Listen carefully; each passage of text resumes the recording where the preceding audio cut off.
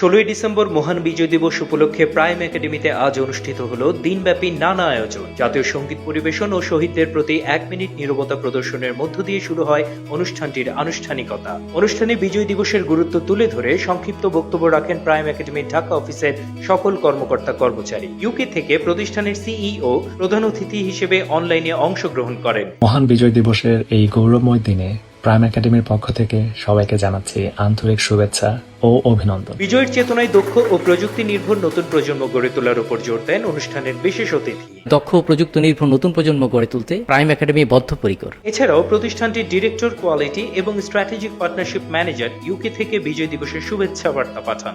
My warmest regards to the people of Bangladesh on this victory day. সবাইকে বিজয় দিবসের শুভেচ্ছা। অনুষ্ঠানে 1971 সালের মুক্তিযুদ্ধকে নিয়ে তৈরি প্রামাণ্যচিত্র প্রদর্শন করা হয়। দেখানো হয় বীর মুক্তিযোদ্ধাদের অসামান্য ত্যাগ ও বীরত্বের কাহিনী। প্রামাণ্যচিত্রের পর প্রতিষ্ঠানটির কর্মকর্তা কর্মচারীদের পরিবেশনায় আয়োজন করা হয় এক মনোজ্ঞ সাংস্কৃতিক অনুষ্ঠানে। পরে বিজয় দিবসের বিশেষ কুইজ অনুষ্ঠানে অংশগ্রহণকারীদের হাতে তুলে দেওয়া হয় বিশেষ পুরস্কার। অনুষ্ঠানের শেষ পর্যায়ে প্রাইম একাডেমির পক্ষ থেকে নতুন কয়েকটি ব্যাচ ও কোর্স উদ্বোধনের ঘোষণা করেন প্রতিষ্ঠানটির পরিচালক ও বিজয় অনুষ্ঠানের সভাপতি। প্রাইম একাডেমি সকল কোর্সে 75% পর্যন্ত স্কলারশিপ ঘোষণা করছে। সারাদিনব্যাপী বিজয় দিবসের অনুষ্ঠান উদযাপনের পর ধন্যবাদ বক্তব্য এবং গ্রুপ ফটো সেশনের মধ্য দিয়ে শেষ হয় প্রাইম একাডেমির এবছরের বিজয় দিবস উদযাপন।